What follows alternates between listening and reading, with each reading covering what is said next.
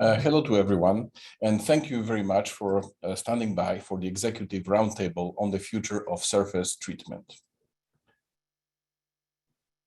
Hello, I am Jack Kaluki, Technical Advisor at Nitrix and today's webinar's moderator. We're glad you can join us. A few notes before we get started. You are invited to submit your questions through the question and answer box during the whole webinar. We will do our best to answer all your questions, as many questions as we can, at the end of the presentation. However, if we cannot answer all of the questions, we will follow up by email in the coming days. A recording of the webinar will also be made available. With that, I would like to introduce the panelists of our roundtable. First of all, JF, CEO of Nitrix. Morning. I'm glad that we have you all on this webinar this morning, this afternoon for some of you. So thank you very much. Jean-François Cloutier, you can call me JF. I'm Nitrex CEO. I joined Nitrix in April 2019. Since then, it's been a wonderful experience, notably on the digital side of it. And we'll talk about it today. So prior to that, I was with some large OEMs in different functions and strategic sourcing, as well as in operations and managing P&L. So we're not going to spend too much time on my background here, but we'll talk about digital as we move forward. So thank you for being here. Thanks, Jack. Thank you, JF. Next is Olivier, President of UPC Marathon. Hello, everyone, and welcome. I'm Olivier Caurette, the president of the UPC business in Nitrix. I joined the company 2.5 years ago. I come from the corporation world with 17 years at Bombardier Transportation, where I mostly work in procurement, both in operational and strategic positions. I heavily contributed to the digitalization of the function there, by implementing various tools and updating our core processes to bring data at the center of our activities and decision-making process. Before that, in the late 90s, I worked at Lucent Technology in the telecom as an electronic engineer and project manager. Since my start at Nitrix, I'm a strong advocate for the development of digitalization, and I lead the transition to digital technology in my division. Thank you very much, Olivier. Next comes Iwo, the president of Global Turnkey Systems. My name is Iwo Korwin. I grew up around Nitrix. My father, Michel, was one of its founders. So even before university, I would spend summers loading furnaces. I joined Nitrix full-time after getting my engineering degree 20 couple of years ago.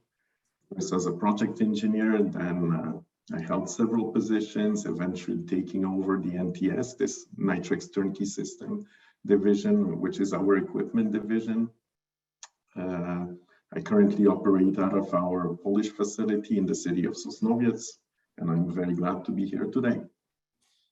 Thank you very much, Iwo. With that, let's start with our first topic, which is the evolution and hey, Iwo, could I say a quick word? Sorry, I forgot you. That's Jason. Good, Jack, to break the ice. That was good. That was a good trick. Go ahead, Jason. Introduce yourself. I mean, I was so thrilled with Iwo's explanation. I'm sorry, I forgot Jason. So Jason is the president of Global Heat Treating Services, Nitrix Heat Treating Services. Okay, thanks, Jack. Sorry. Yeah, glad to be here with you all today. I manage Nitrix's Heat Treating Services unit. I've been in the heat treating industry since I took my first job around the age of 15 in our family's commercial heat treating business. I have a degree in chemical engineering, and fast forwarding a few decades, I've been fortunate to have spent the last few 3-4 years here at Nitrix, helping to grow and transform the HTS business. So, like many others in our industry, I'm really passionate about heat treating and happy to have the opportunity to have this discussion today. Thank you very much, and sorry again, Jason. So let's start with our first topic, which is the evolution and challenges we have seen in the surface treatment industry within the last 3 to 5 years. We'll start with JF. JF, in the context of Nitrix and the surface treatment industry, what does digitalization mean and what will it bring? Well, a few things. First of all, to all our viewers, as you can tell, we're not experts in webinars, but we're expert in heat treating, and that's what we like to do. Same as Jason, I'm very passionate about what we do. But that being put aside, you know, Industry 4.0 is becoming a priority in most of our customers, and especially in large OEMs around the world. And I think our industry have started to embrace it. I personally think that we should accelerate the digitalization of our processes and practices for a couple of reasons. Ironically, knowledge in general in the society is becoming more available. You can go on Wikipedia, find whatever the definition you need. You can, you know, all the information is at a click away. However, ironically, in the heat treating industry, knowledge is eroding, and knowledge is not as widely available as it is in other businesses. And there's a couple of reasons for that. One is that, you know, heat treating is not taught at the university anymore, actually, with the exception of some countries, maybe a bit in Poland, Germany, and some others. But so it's not something you learn at the university. You learn on the job. The other is that commercial heat treating in the US particularly, but it's also valid around the world, is fragmented. It's a fragmented industry, lots of, you know, small players, and it's a challenge for small companies, medium companies, actually for everybody, but in particular in that industry for small companies to keep the knowledge and transfer it. So have a good succession. So I'm saying all this because this is a factor of influence on digital. And that's one of the reasons we decided at Nitrix to invest in technology to centralize the knowledge in a cloud-based platform. Olivier is going to talk about it a bit, as well as Jason and Iwo. But you know, having a cloud-based platform where you can find all the information on your asset, on make the furnace easier to operate, have the data available, more automation, more predictive maintenance, as well as use machine learning to prevent failures. So not only as part of the design of the components, but use the data and the knowledge and the information to predict those potential failures. And all this is to, you know, add the knowledge to the digital platform instead of relying on a few or scarce skilled individuals like it's the case in our business. So, and as a consequence, furnaces are becoming smarter, okay? And that's what I think we need as a company and in the industry. We need the equipment to become smarter. So then it's easier to operate, it brings efficiency, and we depend less on knowledge, which again is eroding in our business. So the other trend I would say influencing our decision to go digital, and I think also a trend in the industry, is connectivity. So, you know, everybody wants to have access to any information through their phone, their iPad, from home, from a computer, et cetera, and in various businesses. I think about Amazon, that's the obvious one, but it's coming to our industry. We start to see some products on the market where, you know, software companies offering e-shop, you know, online shopping so it's starting in our business. But I think what's going to drive it even more, it's also linked to mobility that I'll talk in a second, but it's safety and quality.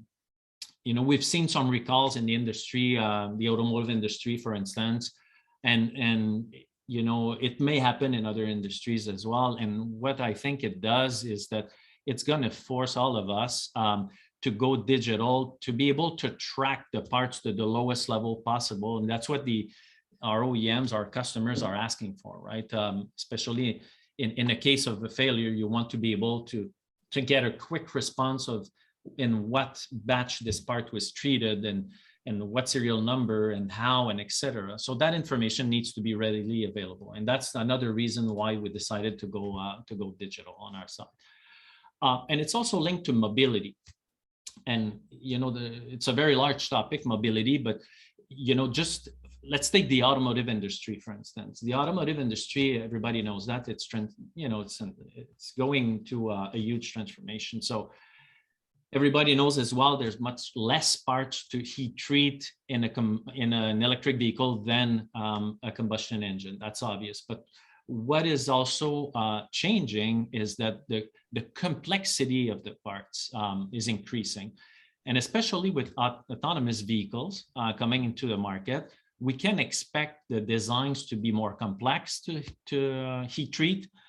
Shapes are changing, torque are changing, radius, et cetera, et cetera. So that will, I think, provoke or accelerate the need of having a digital platform. Why is that?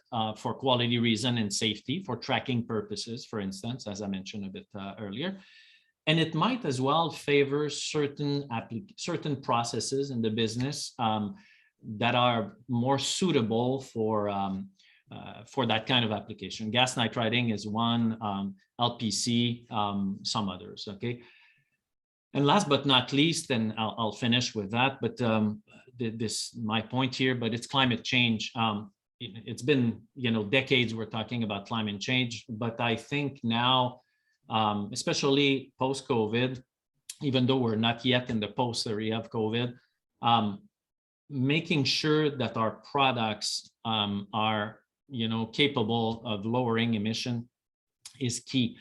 Think about CO2, for instance, okay, with the Paris Agreement, all countries have to reach a certain level of CO2 emissions, and the pressure is coming onto the industry, automotive, for instance, as well as aerospace. So it's coming towards us.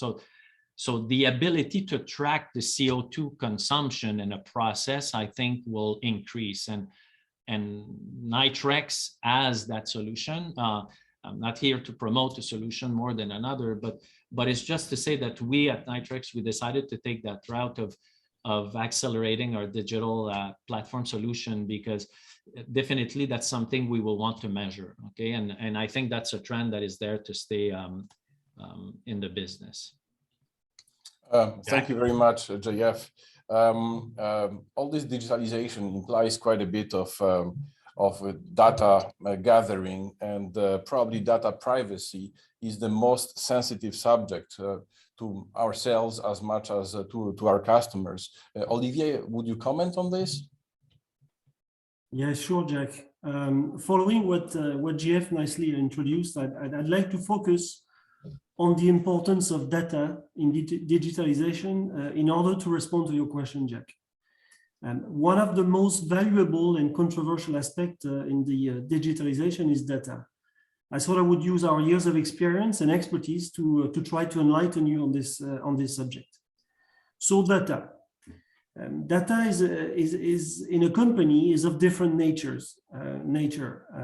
Order processing, machine maintenance, records, process, quality, energy consumption, environmental as well, emissions. So there's a lot of data.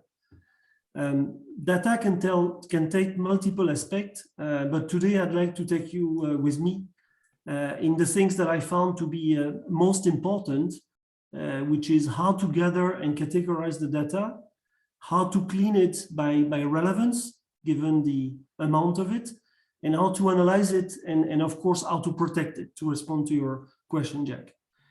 So these 4 steps can have to be taken before decision-making can be done based on data, so in a factual way. So the first one is gathering data. There I will call on some of your memory. Historically and still today, data is gathered manually, put on paper charts, and stored in some archiving room. And within my 2.5 years of experience in heat treatment, I can already recall seeing at some customers archiving room with hundreds of folders where data has been kept. The first generation of digital technology allowed for some level of automation in this gathering. So data would then be stored on an individual computer, or at best on a common database for one location. As GF mentioned, connectivity is a big driver here. The current technology allows us to gather any type of data. This is what is commonly called the Industry 4.0. Connecting device and also connecting data from various sources is the name of the game here. What it means for our industry is that many heat treat actors are and will be challenged by these technologies. They will be forced to invest, train their staff, adapt their business model and processes to be able to follow the digital evolution. Therefore, gathering data should be fully automated and be connected to some clever device for analysis, referring to what a smart furnace has to become. Then categorization of data, because it's nice to have a ton of data, but to see some light into it, we need to categorize. And this one is the most underestimated step that has to be taken. Having too much data can be as harmful as not having enough data. To analyze data later on, some clustering must happen. So think about this.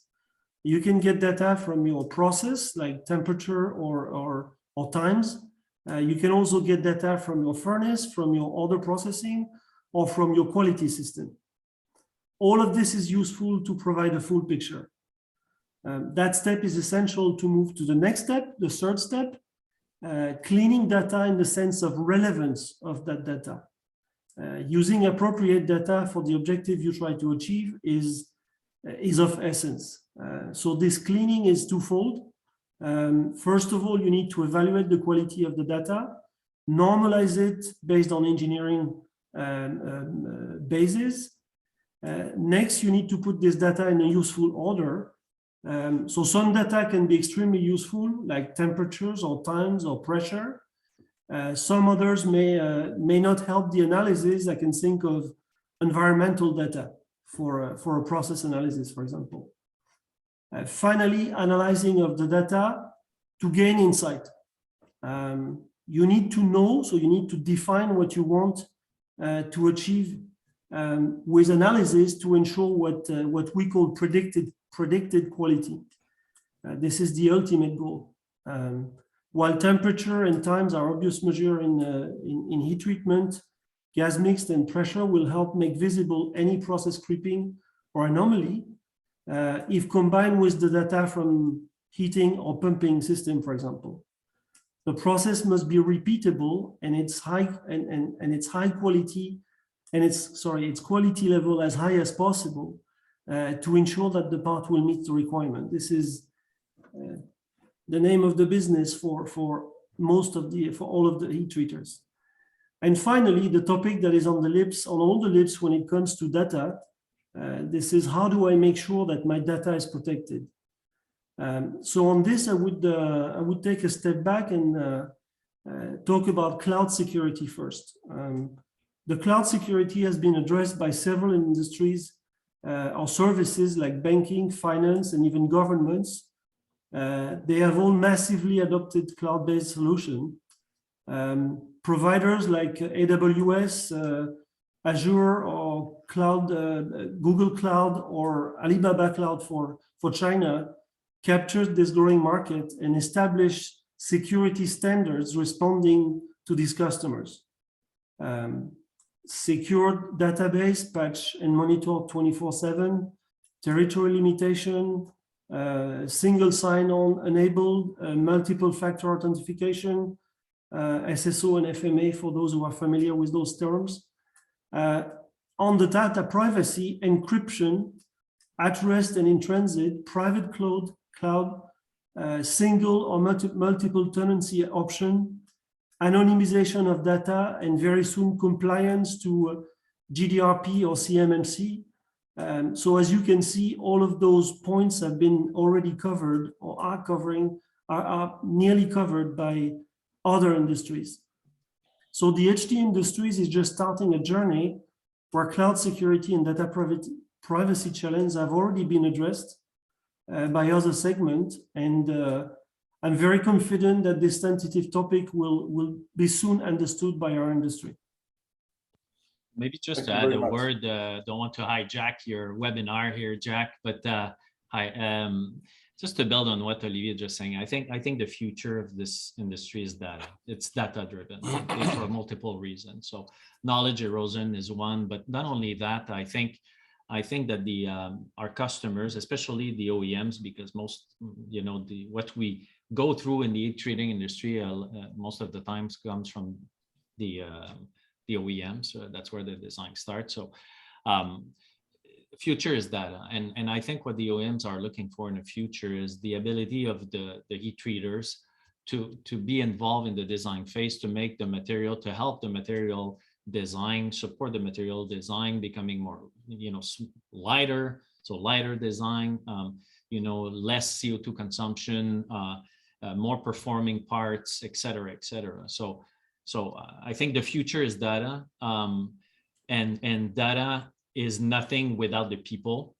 So I think us as Nitrix, but also for others in the industry, what is key is really documenting our knowledge to make sure that we keep up with our customer base. Jason, you've been in a family business of that type I was describing. What do you think of what I'm saying here? Yeah, definitely. It's definitely a concern, going forward. As more and more data is generated from our business practices, what do we do with it? Where does it go? Where is it stored? Who has access to it? All of these things are things that make, especially, smaller family-owned heat treaters, a little uncomfortable. But at the end of the day, I've kind of come around to the fact that, my really like to change and, how we deal with change. So, embracing these things like we've done in other industries, like with our online banking, for example, and, government services, we trust those institutions, we trust those cloud services. And I think, we all just need to kind of come around to the fact that this approach is going to, it's going to infiltrate into our industry as well, heat treatment. Point. Thank you very much, Jason. And again, we'll also ask Iwo about his point of view and what benefits and captive and commercial heat treaters derive from adoption of digitalization. You're an OEM manufacturer, so what's your perspective? What's your point of view? To make a long story short, I think that both JF and Olivier has mentioned this, but I'm going to repeat it. The impact and benefits will be to have a smart furnace in the end. This will be possible by applying artificial intelligence or machine learning to all the data that is and will be collected in the future. Okay. Data collection is already a fact. I mean, most of furnaces generate some form of a log file, but this will go even further, as today we already have many instruments around the furnace that communicate through some sort of a communication protocol. All those buses like Modbus, Profibus, and so on.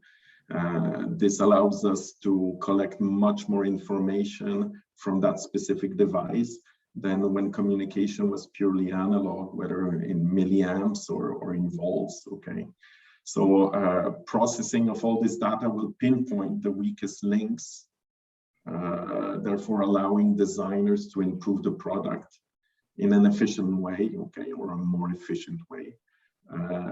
To sum it up, more data collection, better usage of this data will allow the furnace to be smart, or at least smarter. That's more or less it for the equipment division point of view.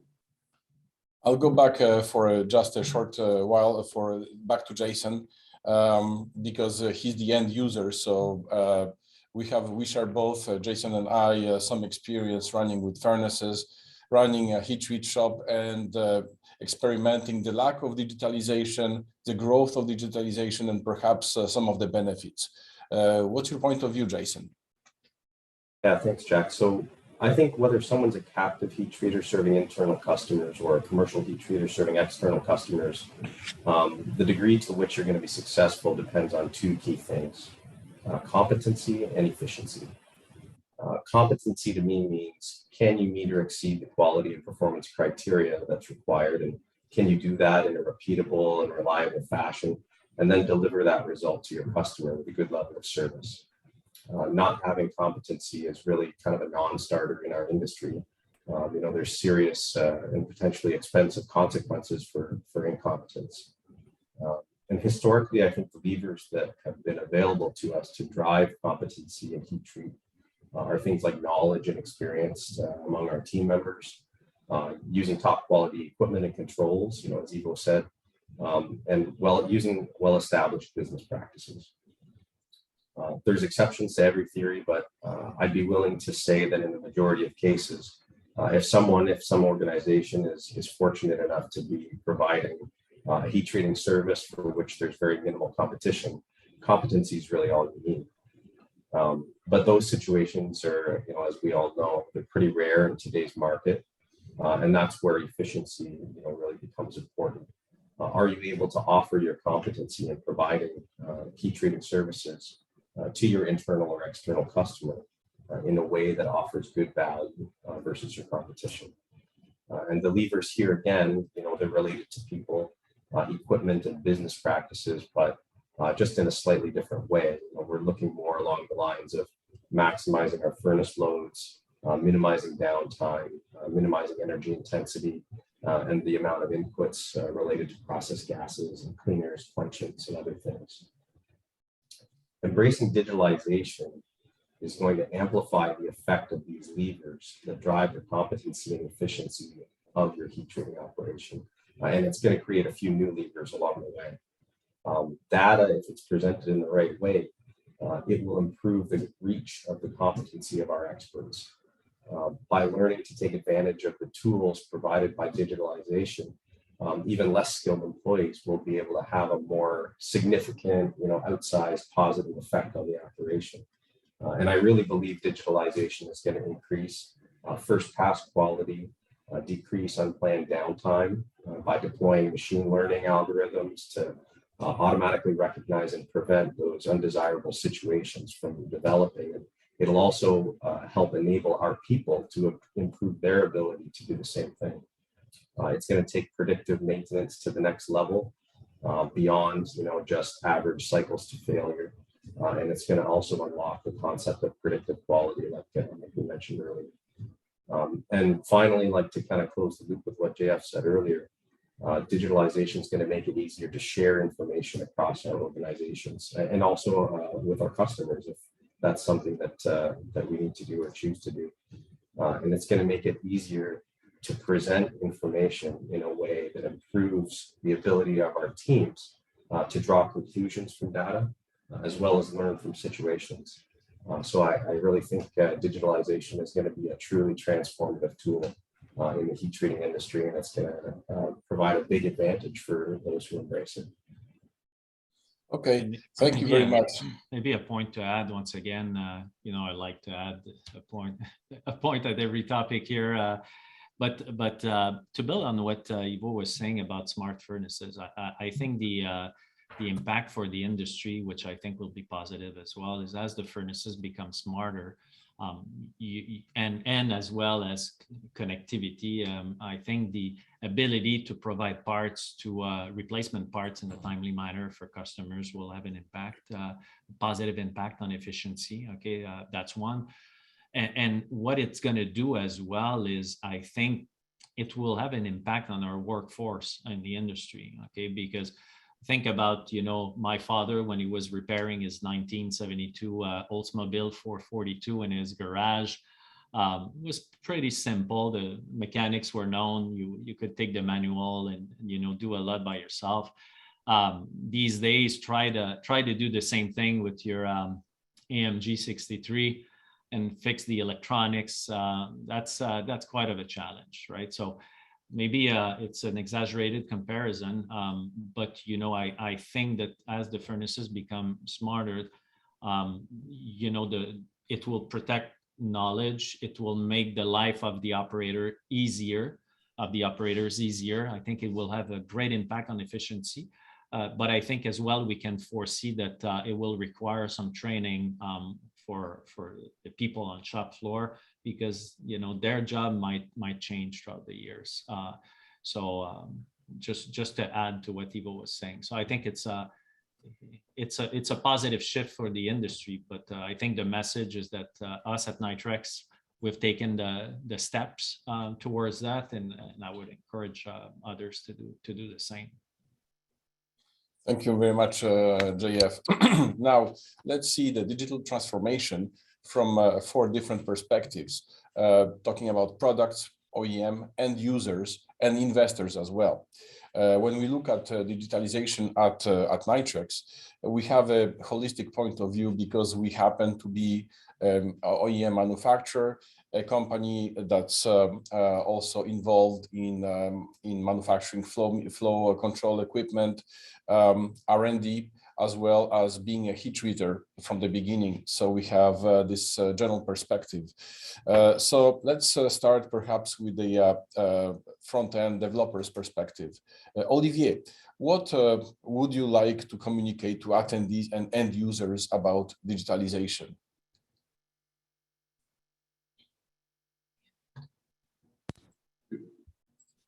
Sorry, I was on mute. Yeah, that's easier. That's the beauty of being live. I should start by hammering once again that digital transformation is not about getting a new ERP or taking away some analog devices from your product portfolio.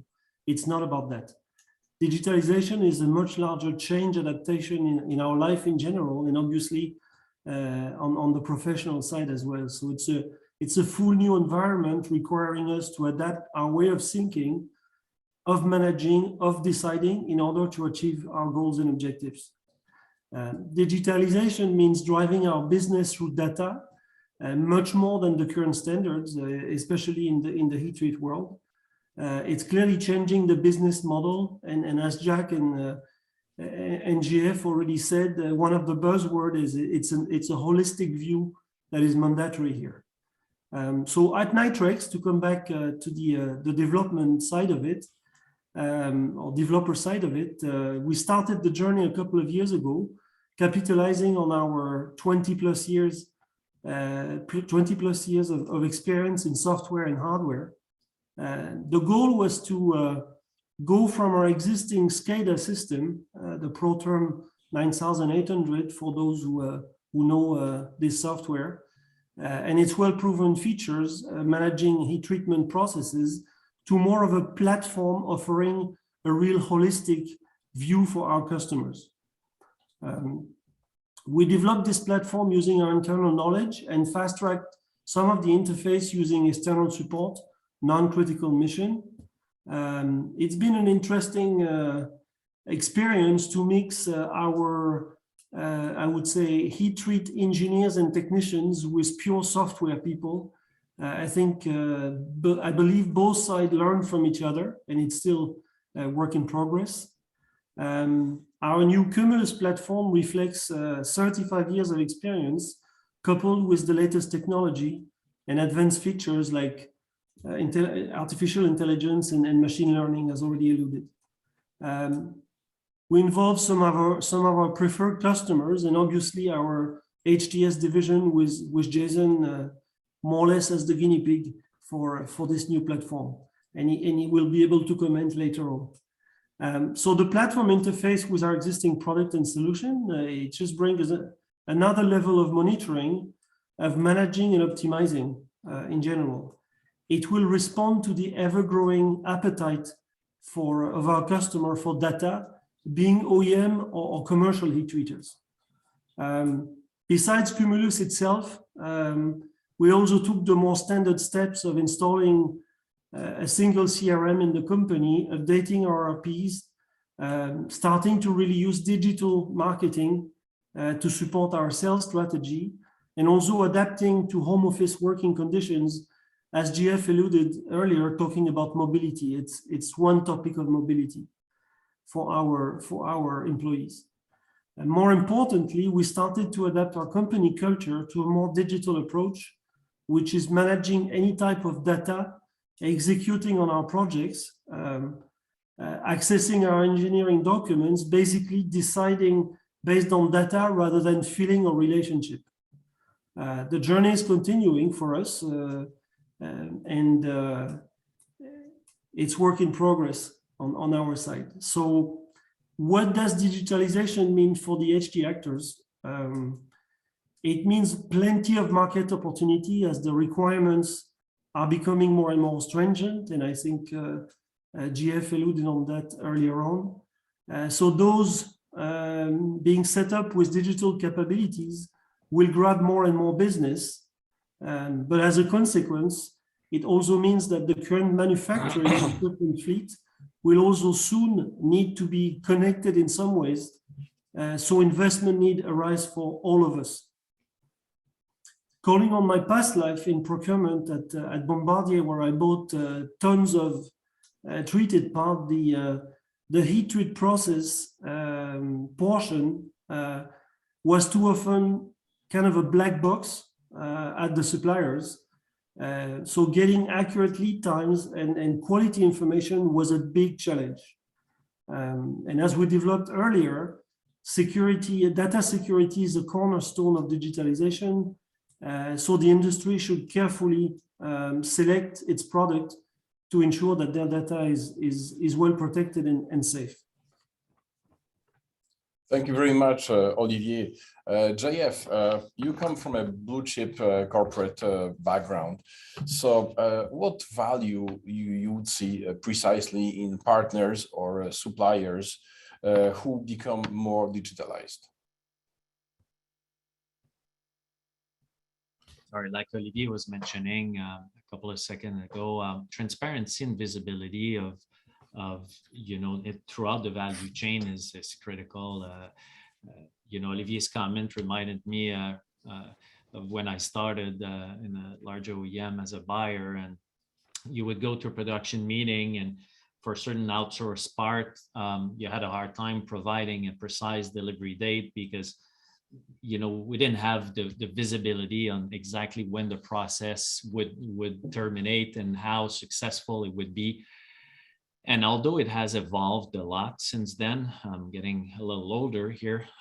However, I think it's still the case in most of the industry or the companies in our business. It's still difficult for the OEMs, and discussing with some of our customers, I confirmed that,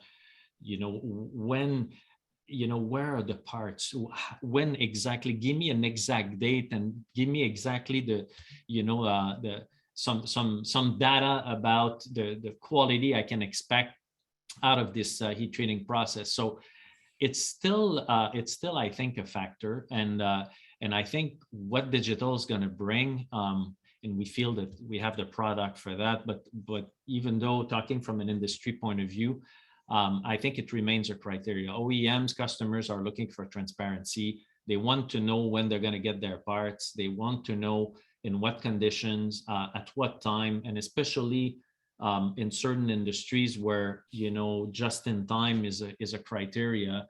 Being able to provide that transparency, that visibility, is of great help. And unfortunately, there's not that many products on the market for the heat treating industry, adapted to the heat treating industry, capable of providing that to the customers. And for me and for us as the management team here, we looked at that opportunity, and we decided to invest in fast track, I would say, our software upgrade as well as development for a product that will come into the market pretty soon. But we thought that we needed to focus on that in the last year and a half. So we took advantage of this period, unfortunately, of COVID reshift a bit focus of some of our engineers to fast track that development, because in a world that we're living now with people working from home, office people working from home, and as well as the requirements from customers to have that visibility.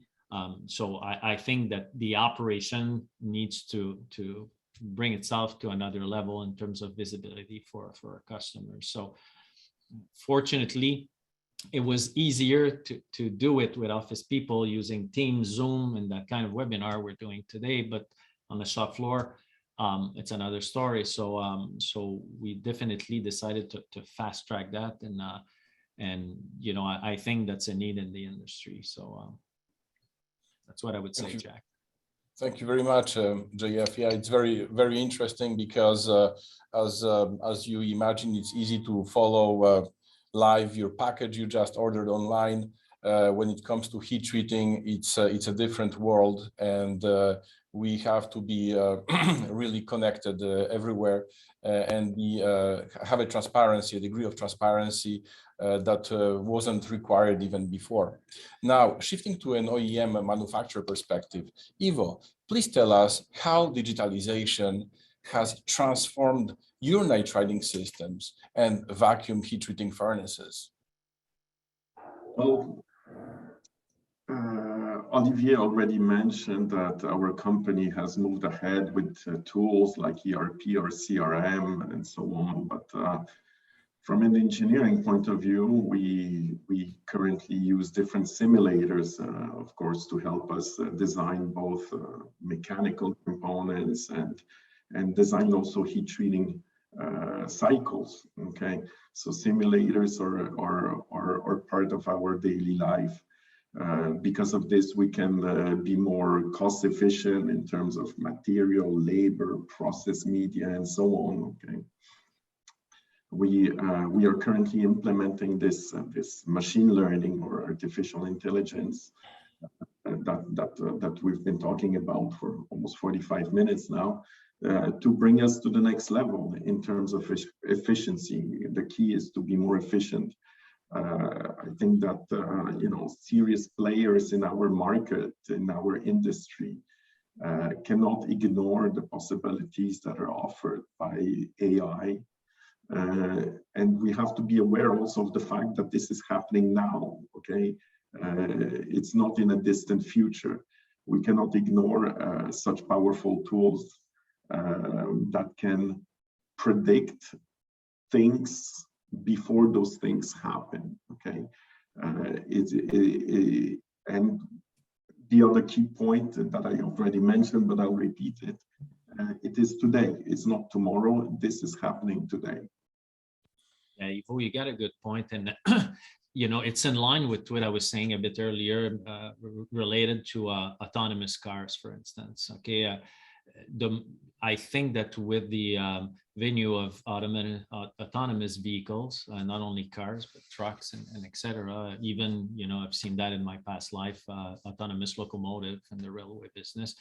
You know, people will want to, when I say people, the OEMs will want to be able to react fast if there is a problem on any part, and machine learning will definitely help for that.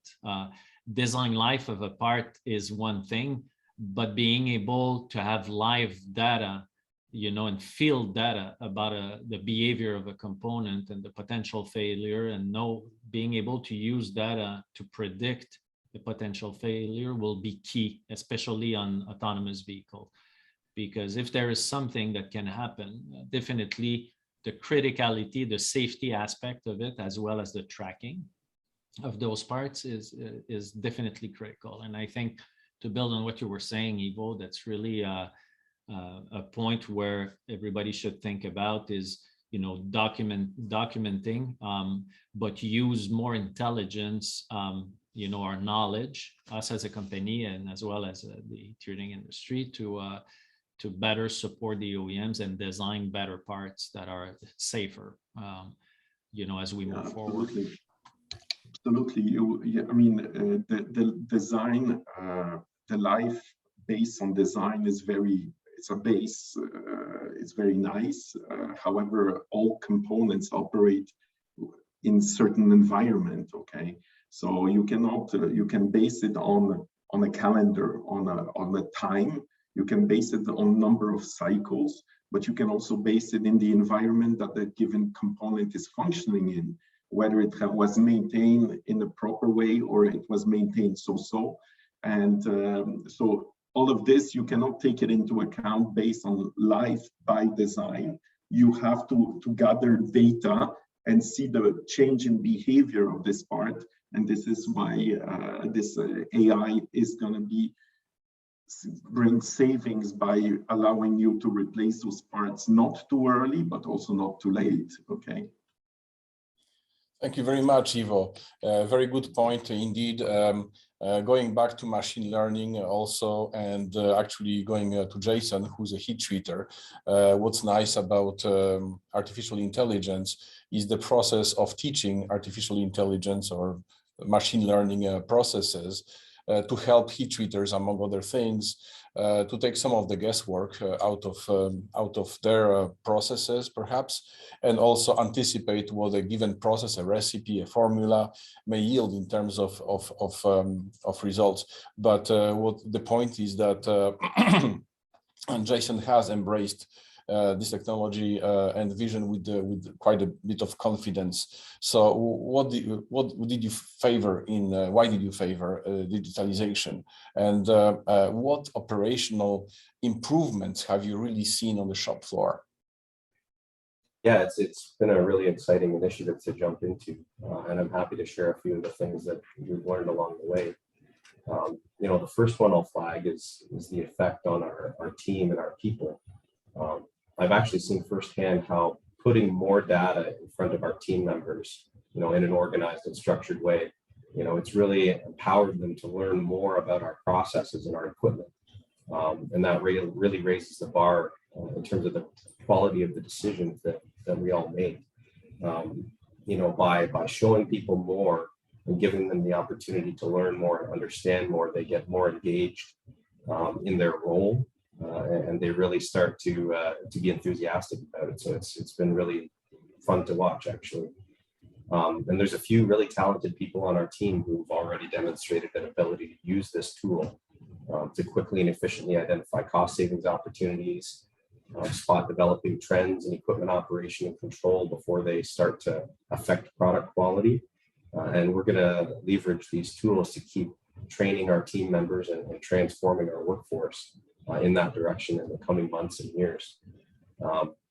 I think, especially with the younger generation having grown up with more screens, more digital in their lives, I think, you know, just naturally through time, you know, if nothing else, people are going to be more willing to embrace tools like this, and they're actually going to become more and more excited to have the opportunity to kind of blend, you know, practical, you know, things like heat treatment and digital and technology. So I think it's an opportunity for us actually to help snag and retain, you know, good employees going forward, which is a challenge for a lot of us, I'm sure, on the webinar today.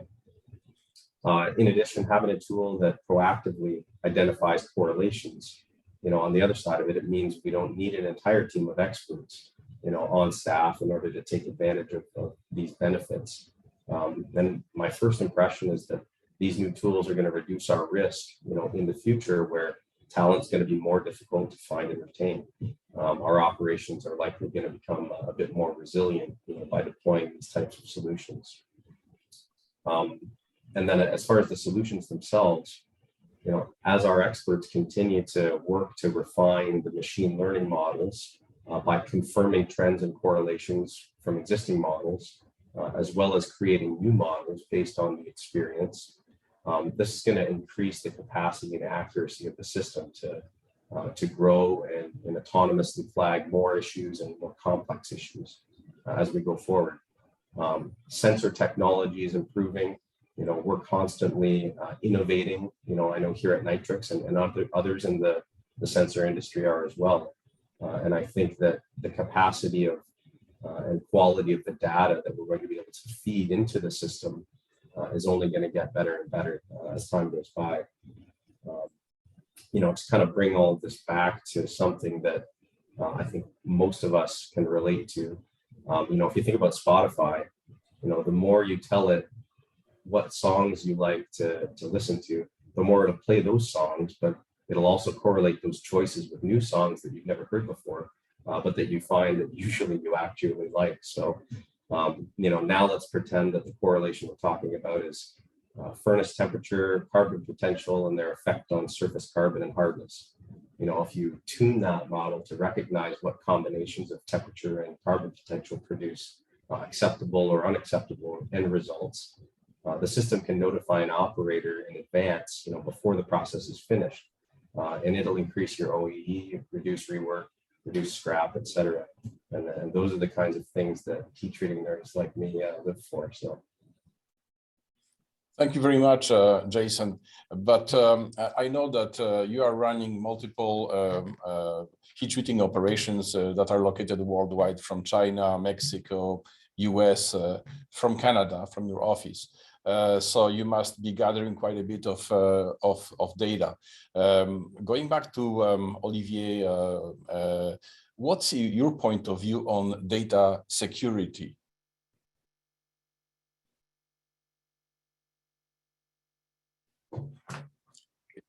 I commented a little bit earlier, but to kind of expand on that, I think we all need to become a little bit more comfortable with having our data, in a cloud solution versus an on-prem solution. I think we've already kind of passed those mental blocks in certain industries and in certain parts of our lives, like online shopping, online banking, things like this.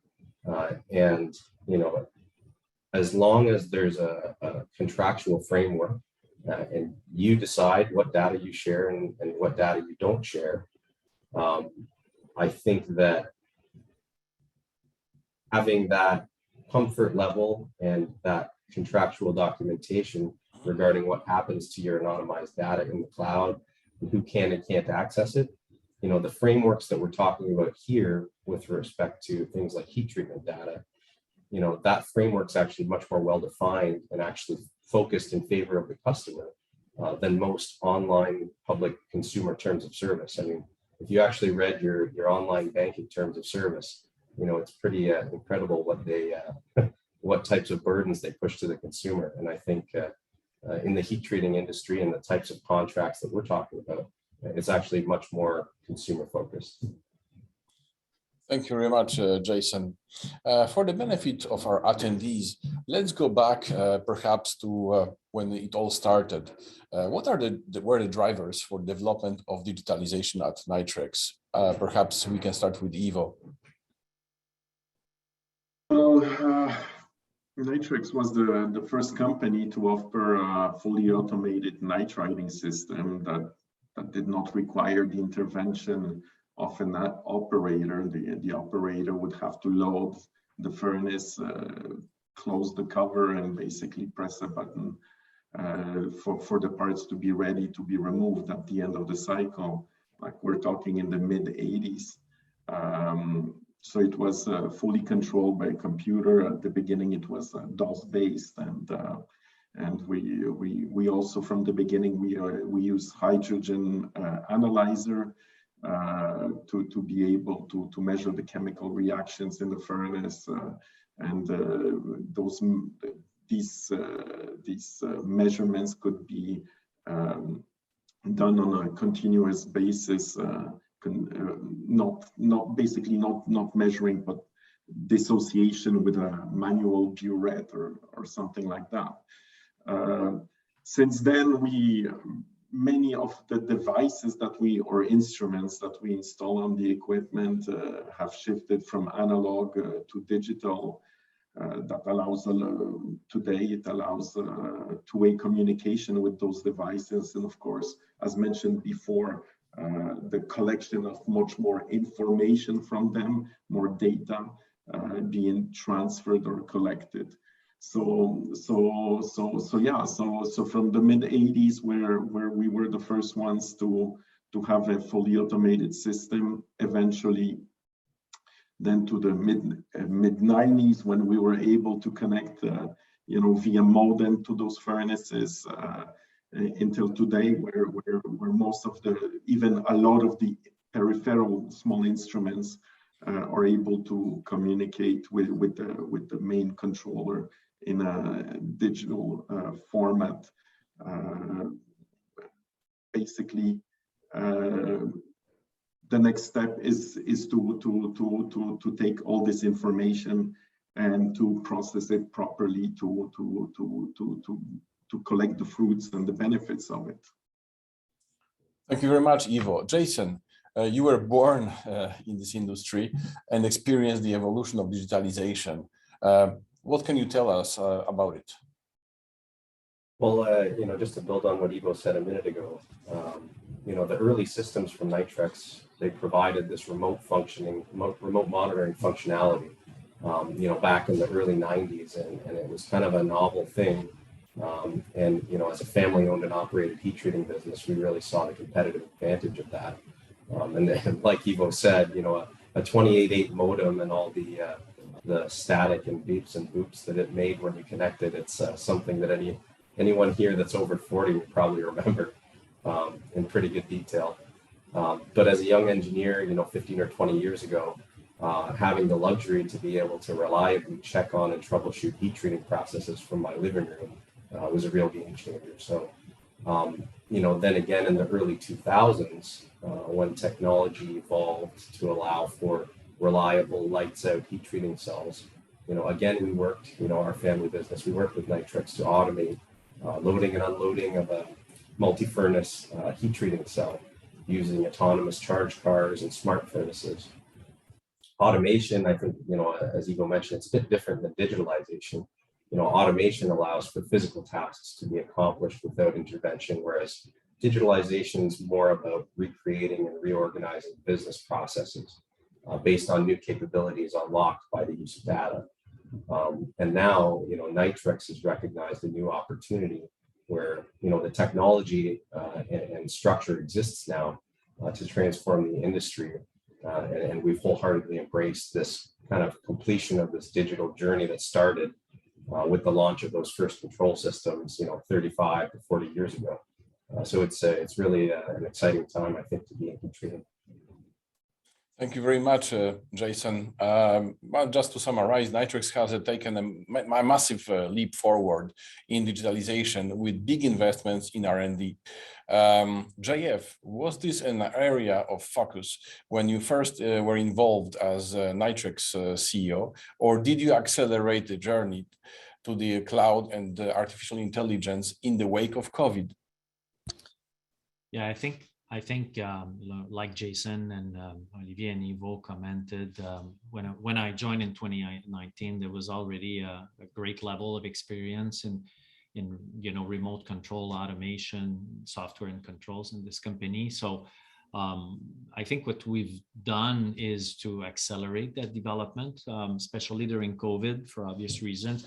But not only that, is take advantage of changing a bit the business model and how we want to procure those software services or the technology to the customer. So what you'll see coming soon is that, and that will answer some of the questions I've seen in the chat, by the way, I hope. So, we'll offer those services based on the monthly subscription, different packages without going into the detail. But what it's going to do is it's going to help smaller and smaller firms, medium firms, to adopt the technology faster without major investment. So will be more considered in terms of OpEx than really CapEx per se. So I think it will fast track the diffusion of the technology and help our customers embrace the digital path faster. So just to summarize, I think Iwo, Olivier, and Jason mentioned it well. The company had started 30 years plus ago with the software capabilities and being able to control gas nitriding to such level of precision, and also automation, as Ivo and Jason mentioned.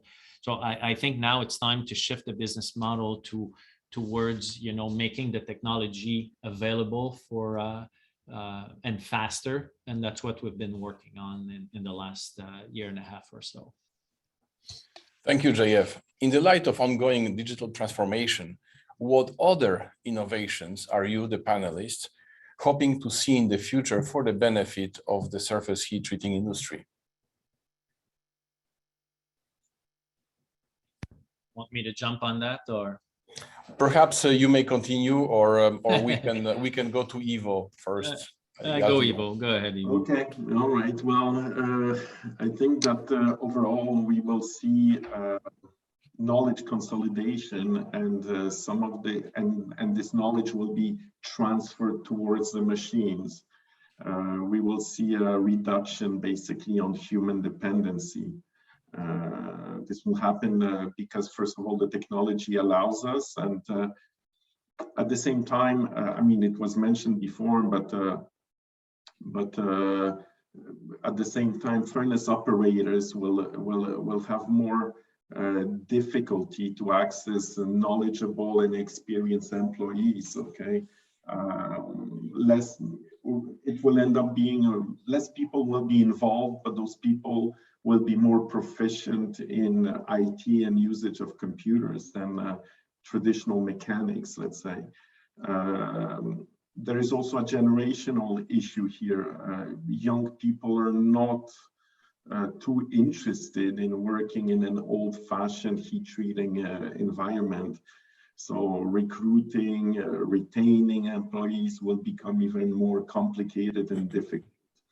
And AI will somehow ease our dependency on experienced labor. I think that this is what's going to be happening. Thank you very much, Ivo. Jason? Yeah, I'd say, after discussing digitalization at length here and how it's going to transform and disrupt our industry in the coming years, I see energy efficiency and carbon footprint as something that has a similar potential. At its core, I guess, carbon reduction and mitigation, it really starts with the data problem. The first step towards being more efficient, in terms of your energy consumption and reducing carbon footprint, is to understand with a good degree of confidence what your starting point is. And historically, doing all these calculations and consolidating the data into something meaningful was a really huge undertaking.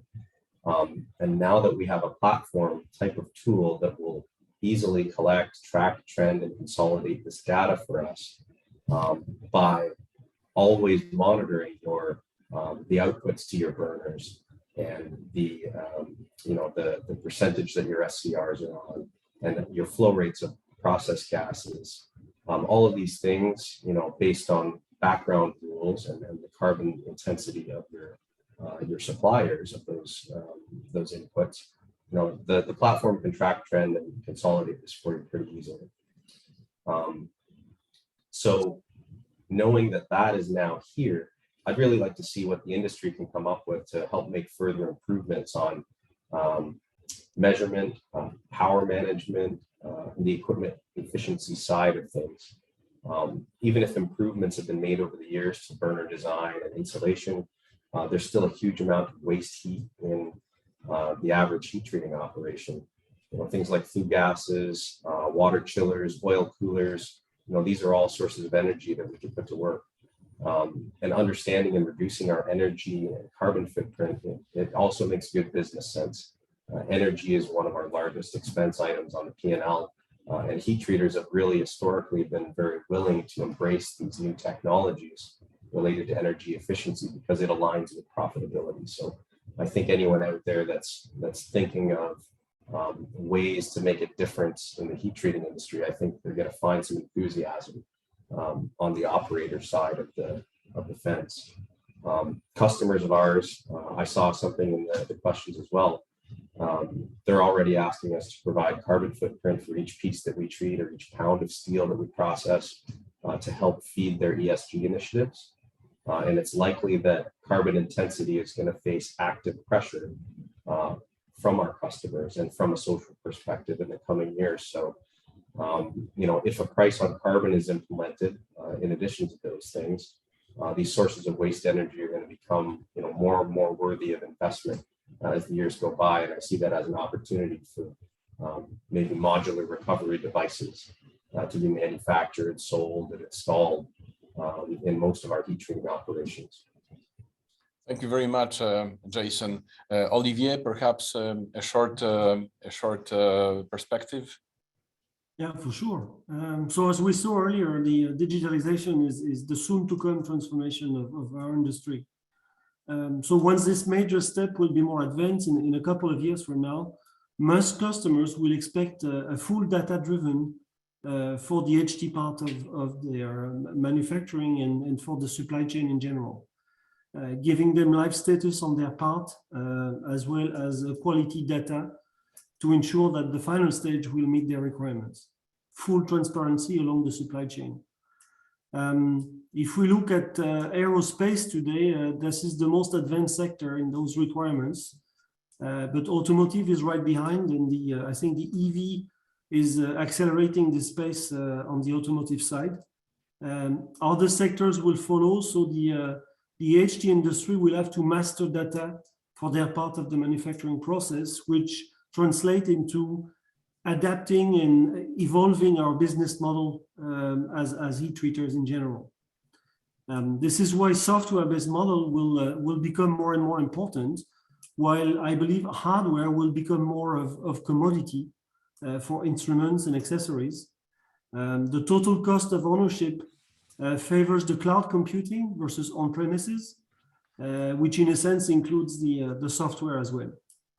The idea of ownership is changing.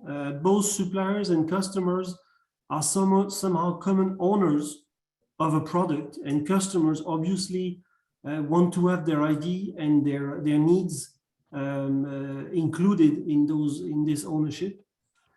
So as we speak, such a model is turning from a one-off purchase to a continuously optimized service, which is basically the SaaS approach. So I think the next step is to move to SaaS for services and products. Thank you very much. Finally, Jean-François, perhaps you could conclude. Well, I think the panelists here have been very good at talking about digitalization. I think we hit the nail here, but I think our industry can expect some of those trends to impact the industry. One is, we live in a fragmented industry, so from a market perspective, we can expect some level of consolidation at some point of time, but that's not the topic of this webinar. The most important, I think, is technology, and what will transform the industry is definitely the venue of technology, name it digitalization here. So I think that, the industry will go through, I would say, strong transformation in the upcoming years, and on a faster track than before, based on technology. And the ones that will embrace technology, I think will do very well. And the ones that do not, will face significant challenges, aside from the ones that we're seeing here. So that's my personal opinion. So thank you, Jack, for all this. Thank you very much, JF. Now, we have several questions that have been sent to us during the webinar. Thank you very much for submitting. As a reminder, if you have a question that you have not yet submitted, please enter it in the Q&A box, and we'll go through as many questions as we can. If we cannot reply to all the questions now, we will do so in the coming days. Now, the first question comes from Norman Hansen, and it's directed to all panelists. I don't know who can answer best. but he's asking what approach strategy would you suggest that the commercial heat treater take to start investigating and implementing this technology that operates a wide range of equipment, offering a range of processes in a mixed market that does not have a high volume of work like automotive?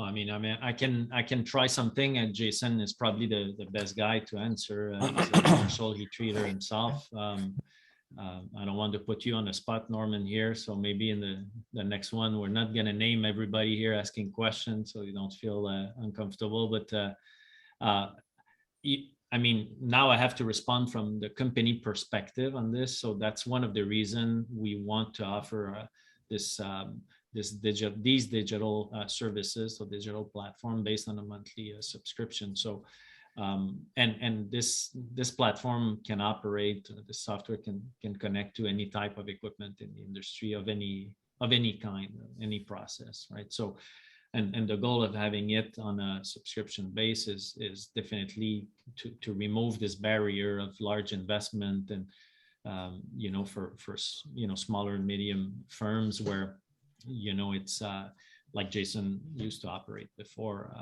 you know, investing in a furnace and a software and automation was a great investment. So so that's why we decided to shift the business model. So Jason, you want to maybe provide more color to? Yeah, sure. Thanks. Yeah, just to I guess address the question, you know, it's kind of the way I see it is we're being asked, all right, you know, where do I start?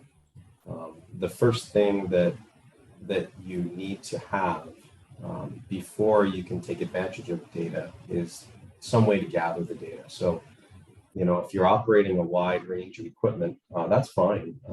The tools that are available in the digital space, you know, they'll be able to take data from any source, so any furnace, any manufacturer. You know, if there's a way to gather that data through a centralized data collection system like a PLC or something, that's kind of where you have to start. So do you have the right sensors on your equipment that can collect and report this data back to your controller? And after that, you know, do you have a modern digital controller that can communicate with, you know, a cloud-based system like we've been discussing here? So the first step I would say is take an inventory of your furnace equipment, find out what pieces of data, you know, you do have the ability to gather currently, what other ones you might want to add to, I guess, provide the best experience and the best quality analysis, and then find a way to start collecting that data rather than just being able to read it in real time. Thank you very much, Jason. The next question is, well, we try to avoid precisely this, not to be commercial, but one of our guests is asking if at any time during this presentation we could show some examples of our success in this area. Well, I don't think we're gonna, I mean, we could show a demo eventually, okay, more than a demo, actually, the product is live, okay, Jason's facilities are connected to the product we've been talking about, so he's a live example of that. I mean, it's, Olivier could say a word about some of the people without naming customers, but some of the people, what type of customers are interested in you know, digital platform like that. So why don't you go ahead, Olivier, you know, talking about some of our launching customers, maybe different types. Right? Yeah, I'll try to summarize. So we've been talking to a number of customers from small and medium heat treaters up to some of the biggest OEMs, and I won't put names here. The feedback we get from the corporate side is actually they pull on us. They want our product or our platform to be integrated in their Industry 4.0 strategy, and it's been the case both in Europe and US or Americas. And on the other side of the spectrum, on on the SME type actors. We've also had very enthusiastic response. Yes, we got some rejection or some initial fear because of data. This is why I was insisting on safety, privacy, and security in the cloud. So I think we've been integrating those feedbacks in the development of our products. But I think the question was also what type of benefits are we going to get from those digital solutions? I would classify them in 5 quick items. First one, capacity. If we're able to operate the furnace in an optimum way, we might be able to reduce the cycle in some processes. So less time used on the furnace, so more capacity, as well as less energy. Obviously, this is the second big benefit. If we optimize our cycle times, we will consume less energy. So that's the second saving. The third one would be on quality. Higher control, higher management of quality will result into lower scrap rate mechanically, and we saw some of that already live with some of our launching customers and also with Jason in HTS. The fourth one is going beyond the manufacturing benefits, and I think Jeff opened to that earlier. OEMs are willing to learn about how the part will react. If we're able to influence the design of a part, changing a radius or modifying a depth or some things, we will definitely improve the part itself, which is to the benefit of our customers, being OEM or tier 2 or tier 3 even. So those are the main, let's say, cluster of benefits that we foresee with digital solutions in general in the industry, and in particular from Nitrix. Thank you very much. Just to jump in on that, just for a second, if I could, to address another question in the chat, regarding, is it possible to link metallurgical results and field performance to the process? I think the answer is yes. The only thing that we need to do is obtain the field performance data. It can be fed into the model in much the same way. So, thank you very much, Jason. It's true. We have been ourselves gathering thousands and thousands of results, metallurgical results that go hand in hand with the log file from a furnace. So the idea is to teach the machine, teach the system to basically working with math models to predict what's happening in the furnace based on all this data we have been accumulating since the beginning of the company almost, which counts in probably 16,000 different results. The next question is very interesting. Do you think in the US we have the trained manpower to support your digitalization idea in the regular heat treat industry, especially with the recent labor crunch? We are seeing that in all industries. How is it going to play out now and in the future?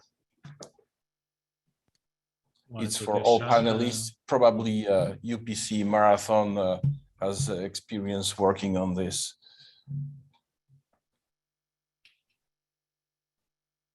Sorry, Jack.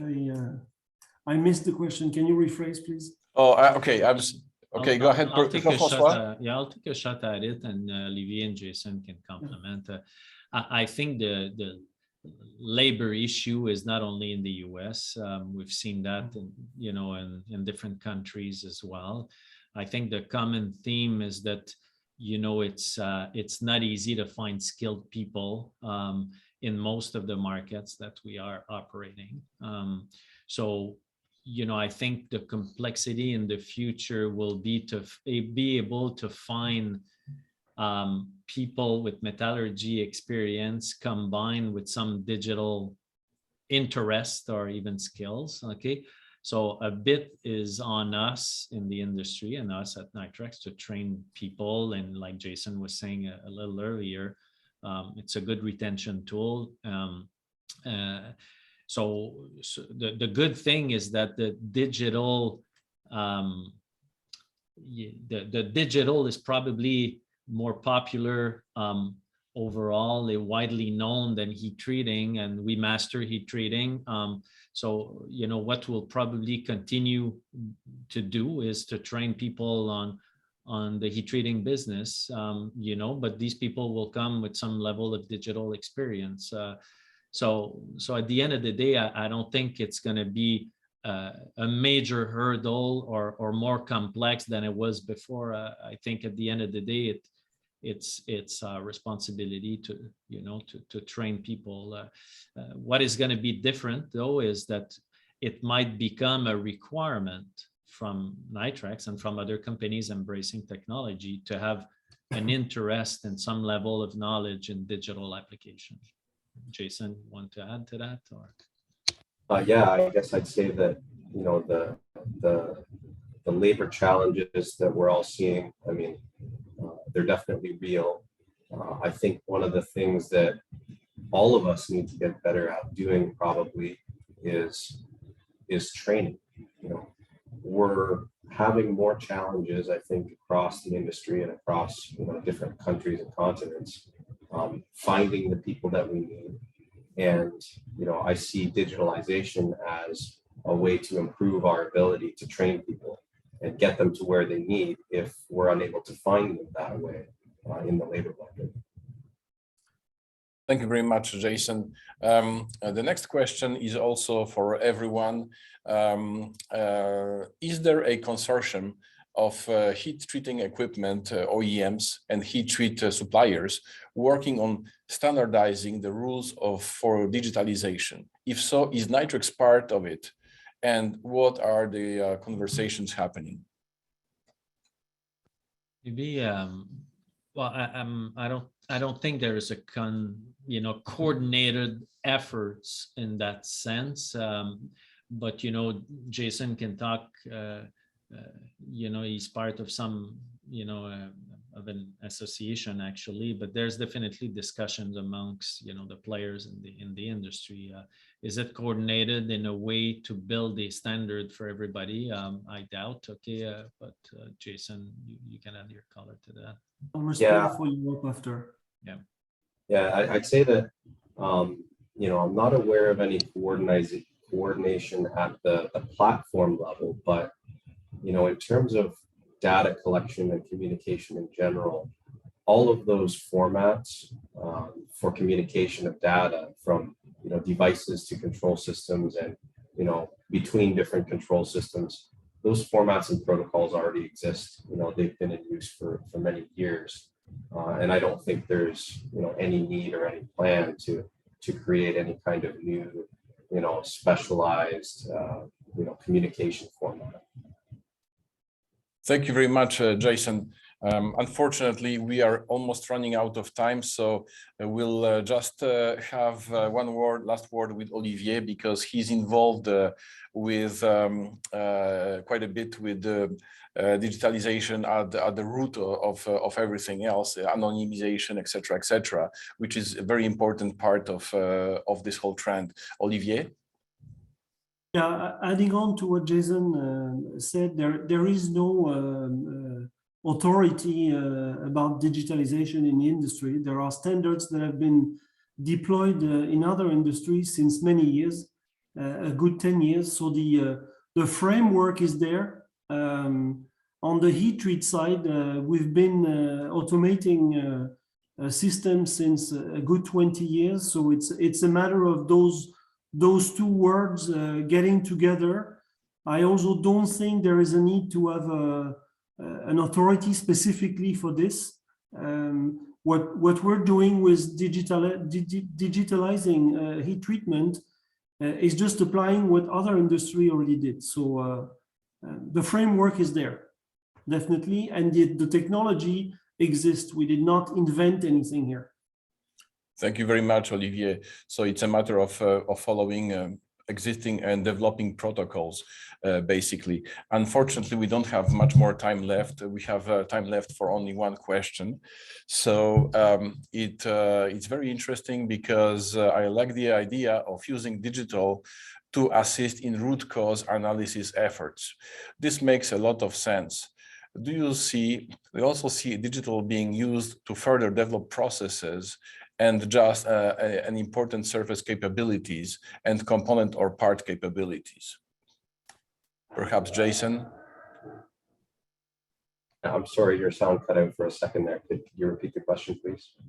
Yes, okay. So I like the idea of using digital to assist in the root cause analysis efforts. This makes a lot of sense. Do you also see digital being used to further develop processes and just an important surface capabilities and component or part capabilities? Thanks, Jack. Definitely, I think having it used in root cause analysis it's a fantastic use of the tool. Imagine having the ability to stack the process curves for the previous 20 processes in which you ran a particular customer's component, and be able to see at a glance if there are any outliers or any changes from process to process. It has some very powerful potential applications in root cause analysis for sure. And I would say that using our models to develop an ideal process that produces the ideal desired result is something that's already been done. We have it, and I think using that ideal process will allow people to, and designers to potentially push the envelope in terms of what process is specified or what case steps is specified, because it'll be much more consistent from batch to batch. Yeah, and I would add to that, I think any engineer would know that, but part of a good design is to gather field data, like Ivo was saying. So you need to have data from the environment. And I think digital comes right here into play, providing data to the engineer to make a safer and lighter and better design. So that's where we come in. Thank you very much, JF. One last small point is that we have been playing with and using and selling math models to not only to improve the process, but also to lower the cost of the process, to free up more furnace time. So this has been already in the works and has been applied for several years, almost a decade. With this, we are getting to the end of the webinar. Thank you everyone who participated in today's roundtable. A follow-up email will be sent tomorrow with the link to the video recording, as well as our contact information. If you have additional questions, please do not hesitate to reach out to us. Thank you for your time and have a wonderful day. Thanks. Goodbye.